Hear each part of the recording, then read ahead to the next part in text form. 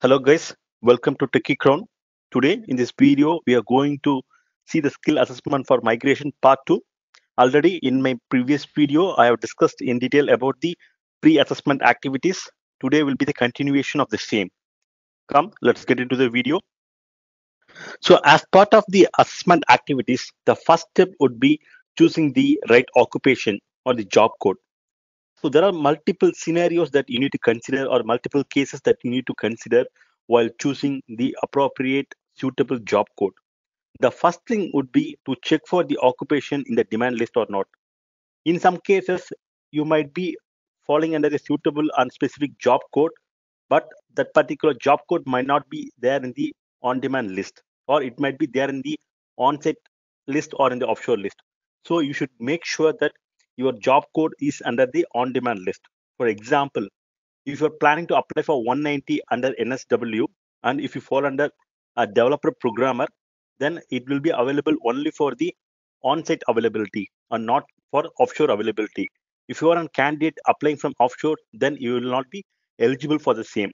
So you should be able to confirm and make sure that your skill is under the on-demand list. Then the next thing would be the combination of work experience. If you work for almost 10 years, and if three of your first 3 years of experience fall under a different job code, and then the rest 7 years fall under a different job code, you should consider applying under a specific job code for the whole 10 years. There is no possibilities or chance of applying with two different job codes for the assessment. For example, in the initial 3 years of your employment, you might have worked as a software tester, and soon you would have been turned into a developer, and you will be working all the 7 years as a developer. So you should make sure applying as a developer programmer for your skills assessment. So always make sure you find the appropriate job code for your skill assessment. Coming to the third point, so whenever you try to find your suitable job code, you might be finding 60% matching job duties with different job codes. If you do a further little analysis and research, then you will end up identifying the appropriate job code for your skills. For example, a person who is working as a developer might fall under a software programmer, also under developer programmer, also an analyst programmer.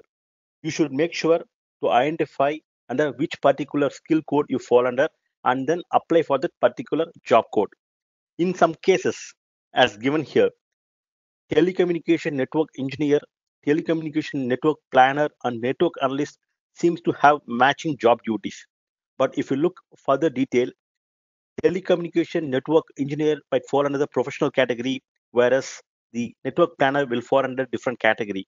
And these two skills are assessed by Engineers Australia, whereas network analyst is assessed by ACS.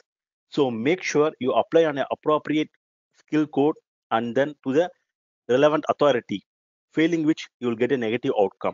Coming to the next point, you should be very clear about your skill set and your job duties to apply for a particular skill code. For example, you might have worked as a registered nurse, but there are almost 20 different job codes under the registered nurse. So you should be very clear under which particular job code you are applying for. So you should have the clarity about your job duties. You might fall under a medical or medical practice under registered nurse. So you should know the difference between both of them and apply to accordingly to the appropriate job code so that you can get a positive assessment. There are multiple different job codes for mental health of registered nurse who work under surgical care or under pediatrics. So you should apply under an appropriate job code. So choosing the right occupation is a very important process in the skill assessment. Once you have done the right job code, then you will end up getting the positive assessment for the same. Once you have done with the identification or finding the suitable job code, then the next step would be the assessment process. So assessment process is a single step once you are done with the assessment, pre-assessment activities. So let me list down the assessment steps. So already you're done with choosing an occupation. Now you have to verify the answer code for the occupation to see whether it's an on-demand list, whether they have the state nomination or not, or if you're going to apply under 189, you should see whether this particular job code is available under 189, or if it's under 491, you have to check whether it is available under 491 category. So you have to check the visa class and the on-demand list of your skill you're applying for. then you should make sure whether the job duties align with the particular skill code. And third, just log into the portal for the appropriate assessing authority and then upload all the relevant documents. I've already given the detailed idea about the list of documents required for the assessment process. Let me give you just a little bit of overview on the documents required. Most assessing authorities require birth certificate, education degree or award certificate, mark sheets, a resume, and work experience letter. Getting the roles and responsibilities letters from the previous employer seems to be a little tedious process. So you should make sure you contact all your previous employers and then request from them for the roles and responsibilities. If your employer is on CM level 5, then obviously they will have a set of template for them and they will give you the job duties in their letterhead with the already given template. If in case if you are working with an employer who is having less than 100 or 50 employees, then you can request them with a list of job duties and then they will give the same in their letterpad. So make sure you collect all the documents before you start the process. Finally, once you upload all the documents, then pay the fees and submit. Once you submit your application for assessment, you will get an email notification. Let me give you an overview about the assessment outcome. So, how many years of experience will be deducted?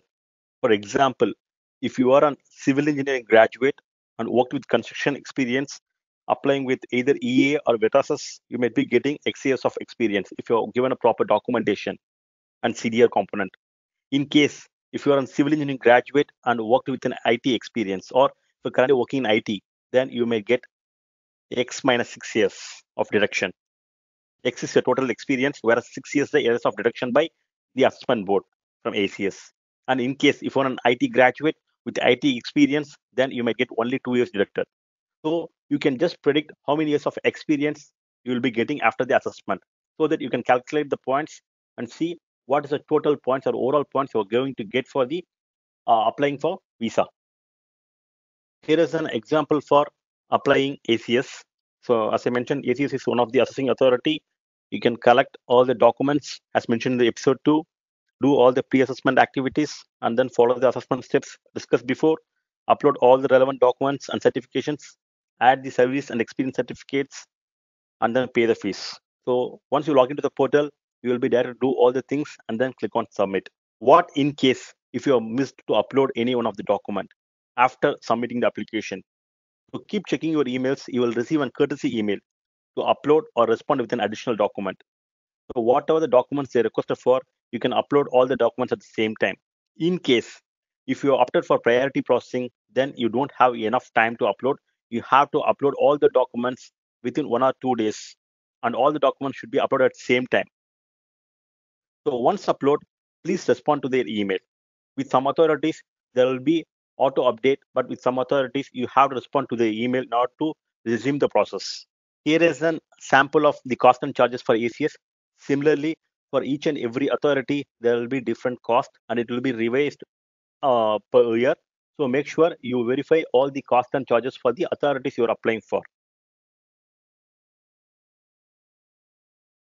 Now, coming to the post-assessment steps, what we have to do.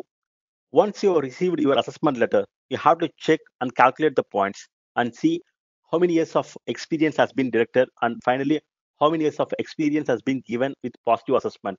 So you should arrive at the points to apply for the visa. In case, what if you have received negative assessment? And in case, if you are not satisfied with the assessment, what are the steps you have to do?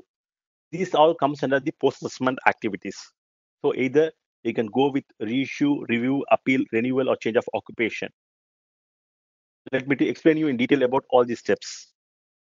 The first thing which we are going to discuss is about the review. When you will go for review, if you disagree with your unsuccessful skill assessment outcome, you can ask for a review of the decision. The review process involves a review of the decision by the assessment officers who are not involved in the original assessment, but there are fees applicable for this review. So, what are the steps that we need to do in order to do the review? The first thing is you have to set out the grounds on which the review is sought, including any additional background. Also, you should include additional evidence to support your claims in case if you claim that it has to be reviewed.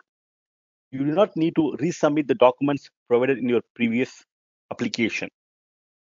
And this review has to be done within 90 days from the date of the assessment decision. If you do not apply for a review within 90 days, this option will expire. And you have to submit a new application in order to get the assessment done for either for new occupation or for the reassessment. Now, coming back to the reissue. So reissue is nothing but getting a duplicate copy.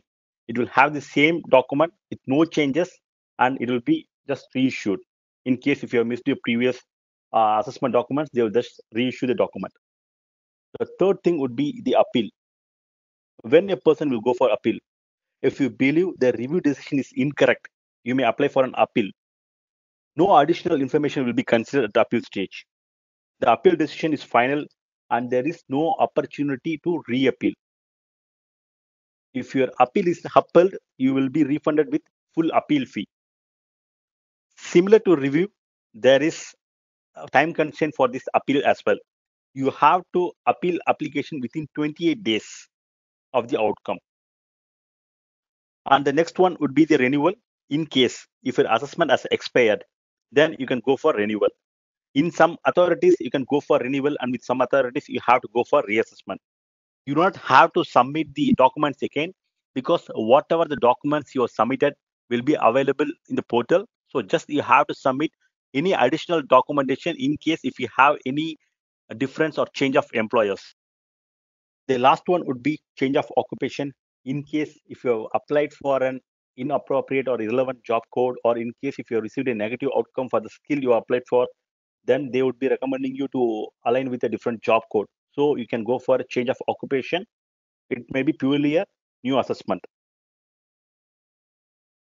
Now coming to when is the right time to apply for the assessment. Most people start with the assessment process, but I would recommend, on my personal opinion, that please complete either IELTS or PTE. Get the score done by scoring 20 in English evaluation. Once after getting the score in English, then proceed with the assessment. Why it is so? Because if you're done with the assessment, then your validity of the assessment starts from the day you received it. Some of the assessment authorities provide only 2 years of validity. So when you start trying for English, and if it goes for 6 to 8 months of time, then your assessment validity gets shrink. So when you receive the invite or when you apply for UI, you'll be left with only 8 to 10 months of time if you've already used first 1 year for clearing the English exam. So when you receive the invite at the time, your assessment would be expired. So you have to reapply or redo the whole process again. So instead of that, get the English exam done, get the score of 20 points, and once you receive the score of 20 points with English, then go for assessment. So as soon as you get your assessment done, you can go for UI. From the day of UI, based on your points, you may get an invite within 4 to 8 months of time. If you've scored more than 100 points for the visa, then obviously you will get within 1 month of time. In case, based on your skill set, on demand, and the DHA invite list, you might get an invite within 4 months or 8 months. In some cases, it may go till 20 months. So make sure you have the assessment with proper validity when you are submitting for the invite. The next step would be the do's. So what are the do's? As you all know, you have to upload the clear attested scanned copies. Do not have them password protected. Upload RPL and CDR if required. Also keep checking your emails. After submitting assessment, most of the people avoid checking the emails, and suddenly it might be in your junk or under the spam. So make sure you check your emails and see if they requested for any of the missing or additional documentation. And once you receive the assessment outcome, validate the assessment result and either go with review or appeal in case if you feel that you are unsatisfied or if the assessment is wrong or incorrect. Always just do the validation of the assessment result. Then what are all the don'ts that we need to consider? So avoid plagiarism. Most people used to copy paste some of the job duties and then put it on their resume or whatever they mentioned in the resume, they just copy paste in the roles and responsibilities letter and submit them. If they find it is a copy paste from any of the source, then you may receive negative outcome or the negative assessment. So avoid plagiarism. Also, do not apply for irrelevant job code. This will end up in negative assessment most of the cases. So make sure you apply on the relevant job code. Also, apply with valid and relevant evidences and do not provide any fake documents. In case if one of your previous employer has closed the organization, then try to collect appropriate relevant documents and do not prepare a document of your own and submit it. It will end up in blacklisting you. So always try to provide relevant documents. So the final thing I would want to discuss here is the FAQs, the frequently asked questions. So these are the most common frequently asked questions. The first thing would be, can we get assessed for two occupations parallelly? No, we cannot do that. Second thing, can we change ANSO nomination during the assessment process? No, it's not possible. You cannot change the ANSO nomination during the assessment process. Can I change or remove my migration agent after applying? Yes, you can do that. You have to submit a form for the same. Then you will be able to remove your migration agent or change it. And the fourth one, can I provide additional documents during the assessment process? Yes, only in case if they request for the documentation. And at last, can I delete my previously submitted documents? No, you cannot do that. Similarly, there are a lot of FAQs. So keep following my channel so that I will be able to answer your questions. Leave your questions in the comments. I will be able to answer them. Thanks for watching episode 3 of part 2. Please subscribe and hit like as a token of thanks.